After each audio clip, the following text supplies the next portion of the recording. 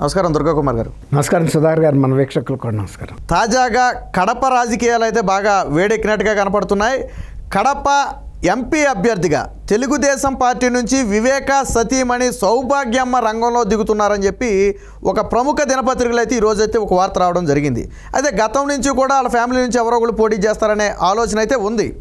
ఈ నేపథ్యంలో నిజంగా సౌభాగ్యమ్మ టీడీపీ నుంచి పోటీ చేస్తే ఆవిడ పరిస్థితి ఎలా ఉంటుంది, ఇదే సమయంలో వైసీపీ పార్టీ పరిస్థితి ఎలా ఉంటుంది అంటారు? ఇప్పుడు సుధాకర్ గారు, నిన్న సునీతమ్మ గారు అక్కడ కాన్స్టిట్యూషన్ క్లబ్లో ఢిల్లీలో 5 సంవత్సరాల నుంచి ఈ కేసులో ఏ విధమైన పురోగతి సాధించలేదు, కేంద్ర దర్యాప్తు సంస్థ సిబిఐ దర్యాప్తు చేస్తున్నప్పటికీ కూడాను ఈ కేసులో చాలా రాజకీయ శక్తులు పనిచేస్తున్నాయి అని ఆమె ఒక జాతీయ స్థాయిలో ప్రెస్ కాన్ఫరెన్స్ పెట్టారు. తర్వాత అందులో ఆమె స్పష్టమైన ఆరోపణలు కూడా చేశారు. ఈ కేసులో నా కుటుంబ సభ్యులే ఉన్నారు, ఎవరైతే హత్య చేశారో ఆ రోజు మార్చిరీ దగ్గర కూడా నాతో చెప్పారు, చిన్నాన్న రాత్రి 11:30 నా కోసం ప్రచారం చేశాడని. ఈ విధంగా నన్ను తప్పుదావ పట్టిస్తూనే ఈ కేసులో ఇంత కుట్ర జరిగింది అని ఆమె చెప్పింది. నేను ఈ విషయంలో ప్రజల తీర్పుని కోరుతున్నానని ఇండైరెక్ట్గా ఎవరో కానీ, అంటే ఆమెనా పోటీ చేయొచ్చు, వివేకానంద రెడ్డి గారి హత్యని ఒక ప్రధాన అంశంగా తీసుకుని ప్రజల ముందుకు వెళ్తానన్న ఒక పరోక్షమైన హెచ్చరిక కూడా నిన్న ప్రెస్ కాన్ఫరెన్స్లో ఆమె చెప్పింది.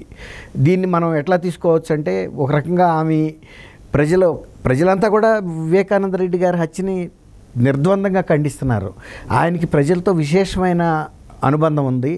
అసలు వైఎస్ఆర్ గారి ఫ్యామిలీ అంటేనే ప్రజలందరికీ తెలిసింది వివేకానంద గారే. అవును, ఆయన ఫ్యామిలీ ఫేస్ అంటే ఆయనే.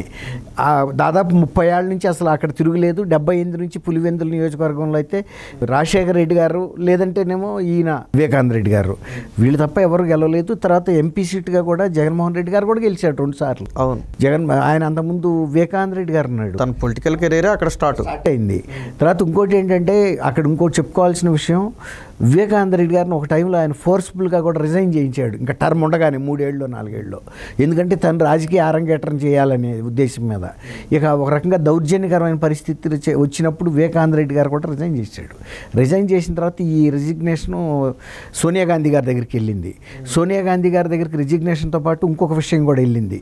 ఇది కేవలం జగన్మోహన్ రెడ్డి అంటే అప్పుడు ఇతని పేరు కూడా ఆయనకు తెలియదు. అవును, రాజశేఖర రెడ్డి కుమారుడు ఫోర్స్ చేసి ఈయన మీద దౌర్జన్యం చేసి ఇలా రిజిగ్నేషన్ చేయించారని చెప్తే అందుకు ఆమె రాజశేఖర రెడ్డిని పిలిపించి, ఇలాంటి పరిస్థితుల్లో నేను ఒప్పుకోను, వివేకానంద రెడ్డి కంటిన్యూ అవ్వాల్సిందేను, నువ్వు నీ కొడుక్కి కొంచెం భయం చెప్పు, తను స్థాయిలో తను విడిగా ఎప్పుడైనా రావచ్చు, కానీ ఈ మధ్యంతరంగా ఆయన్ని రాజీనామా చేయటం, ఆయన మీద దౌర్జన్యం చేయటం పార్టీకి కూడా బ్యాడ్. అది మా పార్టీకి బ్యాడ్, మీ ఫ్యామిలీకి పరిస్థితి కరెక్ట్ కాదది అని చెప్పి హెచ్చరించి పంపించేసింది.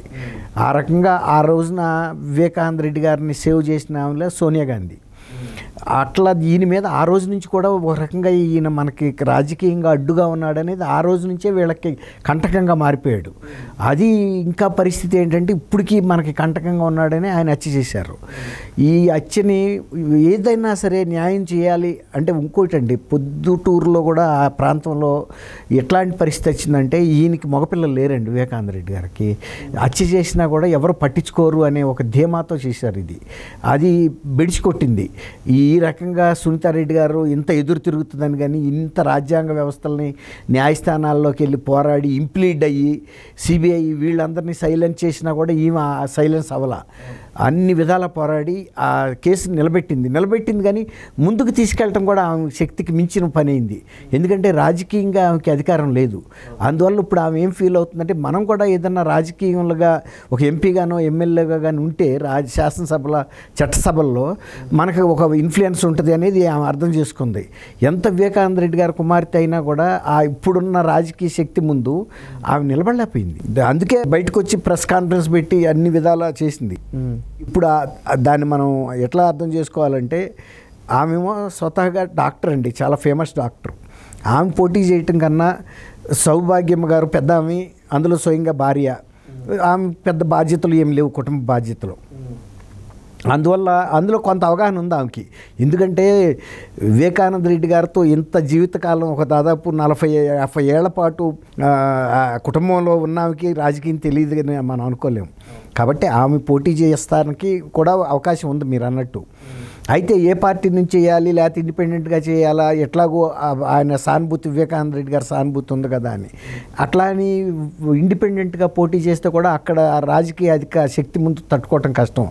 ఏదో ఒక రాజకీయ పార్టీ అండ ఉండటం ఇవాళ అవసరం. అవును. తర్వాత ఈ రాజకీయ పార్టీ అండతో కేంద్రంలో కూడా ప్రభుత్వం మీద కొంత ఒత్తిడి తీసుకురావడానికి అవకాశం ఉంటుంది. అందువల్ల టీడీపీలో ఆమె పోటీ చేయదు అని మనం అనుకోవటానికి ఏం లేదు. వాళ్ళు కనుక పోటీ చేస్తాము అంటే కూడా, ఎందుకంటే తెలుగుదేశం నాయకులందరూ కూడా ఆరోపణలు ఎదుర్కొన్నారు కాబట్టి దాంట్లో నిజం బయటికి రావటం వీళ్ళకు కూడా అవసరం. కాబట్టి ఈ విధంగా కనుక ఆమె పోటీ చేసి ప్రజలు కనుక తీర్పు ఆమెకు అనుకూలంగా ఇస్తే అది ఒక రకంగా ముందు తెలుగుదేశం వాళ్ళు ఈ హత్యలో లేనట్టుగా ముందు రిలీఫ్ వచ్చేస్తుంది, ప్రజా తీర్పు. అట్లాగే వైఎస్ఆర్సీపీ నాయకులకి, వైఎస్ఆర్ కుటుంబ సభ్యులకే ఇందులో ఉంది, న్యాయం ఏమో వివేకానంద రెడ్డి వైపు ఉంది, అన్యాయంగా ఆయన చంపారనే మాట ప్రూవ్ అవుతుంది. కాబట్టి ఏ రాజకీయ పార్టీ అయినా కూడా నిర్ద్వందంగా తోసిపుచ్చలేరు. ఇది ఒక కీలకమైన అంశం. అవును.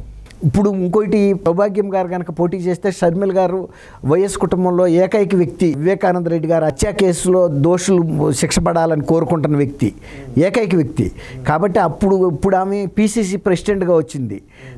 కాబట్టి రేపు సౌభాగ్యం గారు కనుక పోటీ చేస్తే ఆమె నైతికంగా ఆమెకి మద్దతు ఇవ్వాల్సి వస్తుంది. ఎందుకంటే ఆమె సపోర్ట్ చేస్తుంది వివేకానంద రెడ్డి గారు మర్డర్ కేసులో ముద్దాయిల్ని బయటికి తీయాలని. ఆమె అవసరమైతే సోనియా గాంధీ గారి దగ్గరికి వెళ్ళి ఈ కేసులో ఆమె మా పిన్ని, మా చిన్నమ్మ తెలుగుదేశం నుంచి పోటీ చేస్తుంది, మనం కూడా మీకు వివేకానంద రెడ్డి గారు మీకు తెలుసు, న్యాయం బయటికి రావాలంటే మనం ఆ సీటు మనం పోటీ చేయకుండా కూడా సపోర్ట్ ఇచ్చినా కూడా తప్పులేదు. ఎందుకంటే అక్కడ సౌభాగ్యం గారు వివేకానంద కేసు ముఖ్యం కానీ తెలుగుదేశం కాదు అక్కడ ముఖ్యం. కాబట్టి ఆ విధంగా కనుక జరిగితే కూడా అట్లా అవ్వచ్చు. లేదు ఈ టికెట్ కావాలంటే మాత్రం సౌభాగ్యం గారు, షర్మిల గారు వెళ్ళి ఆ సీట్ని కాంగ్రెస్ తరపునైనా కూడా సౌభాగ్యం గారికి ఇప్పిస్తుంది. ఇప్పిష్టమే కాదు, ఆమె శక్తియుక్తులు మొత్తం కేంద్రీకరించి ఆమె గెలుపుకి కృషి చేస్తుంది. ప్రజలు కూడా ఆళ్ళైపుకే ఉన్నారండి. ఇప్పుడు వైఎస్ఆర్ కుటుంబం గతంలో ఉన్నంత పట్టు పులివెందుల్లోనూ లేదు. తులసిరెడ్డి గారు కూడా పదే చెప్తున్నాడు, తులసిరెడ్డి గారు బాగా తెలుసు వాళ్ళ కుటుంబం బలహీనతలో. తర్వాత అట్లాగే కడప నియోజకవర్గంలోనూ కూడా వివేకానంద రెడ్డి గారి హత్య అనేది దాని ప్రభావం చూపిస్తుందండి ఎట్టి పరిస్థితుల్లోనూ. ఇంకా ఒక 15 ఏళ్ళు 20 ఏళ్ళ తర్వాత తరం మారితే చెప్పలేము. ప్రస్తుతం ఉన్న తరంలో మాత్రం వివేకానంద రెడ్డి గారి వైపే న్యాయం ఉంది. కాబట్టి ఆమె ఏ పార్టీ నుంచి పోటీ చేసినా ఆ రాజకీయ పార్టీలు కూడా ఆమె అభ్యర్థిని మన్నిస్తాయి. తర్వాత ప్రజలు కూడా హర్షిస్తారు, ఆమెకు మద్దతు ఇస్తారు ఆ ప్రాంతంలో. అంటే అవినాష్ రెడ్డి పరిస్థితి ఏంటంటారు? వైసీపీ నుంచి పోటీ చేసే అవకాశం ఉందా? నేను అనుకోవటం అవినాష్ రెడ్డి గారికి ఈ టర్మ్ అంటే ఇప్పుడున్న పరిస్థితుల్లో ఇస్తారని కూడా నేనైతే అనుకోవట్లేదు. చాలామంది ఆ ప్రాంత ప్రజలు కూడా చెబుతుంది ఏంటంటే అవినాష్ రెడ్డి గారి మీద చాలా వ్యతిరేకత ఉంది. అందుకని జగన్మోహన్ రెడ్డి గారు కూడా, ఎందుకంటే ఇప్పుడు వాళ్ళ తండ్రి తను పూర్తిగా ఇన్వాల్వ్ అయ్యి ఉన్నారనేది ఏ విచారణలో అయినా బయటకు వస్తుంది. ఇప్పుడు తండ్రి అయితే జైల్లో ఉన్నాడు, మన పెరోల్ మీద బయటకు వచ్చినప్పటికీ కూడా ఆరోగ్య కారణాలతో మళ్ళీ వెళ్ళిపోయాడు. తర్వాత ఇప్పుడు ఈయన బాగా రాజకీయ ఇన్ఫ్లుయెన్స్ ఉండటం వలన ఒకరోజు అరెస్ట్ చేసి టెక్నికల్గా రిలీజ్ చేసినట్టు సిబిఐఏ చెప్పింది. స్టేషన్ బెయిల్ లాగా ఇచ్చేశారు. కాబట్టి వాళ్ళ మీద వెళ్తుంది కానీ ఎంతసేపటికి చంద్రబాబు నాయుడు గారి మీదకో, లోకేష్ మీదకో, ఆదినారాయణ రెడ్డి గారి మీదో ఏ దర్యాప్తు సంస్థ కూడా వీళ్ళని పేరు పెట్టలేకపోయింది. అసలు అది సాధ్యం కూడా కాదండి. అసలు ఏమీ సంబంధం లేని వ్యక్తులను పెడితే వాళ్ళ మీదకే కేసు తిరగబడుతుంది. ఇప్పుడు ఇంత రుజువులు ఉన్నా కూడా రామ్ సింగ్ మీద వీళ్ళు కేసు పెట్టారంటే ఇక అది ఎట్లా ఉందో చూడండి, ఎలుక పిల్లిని తరిగినట్టుగా ఉంది అది.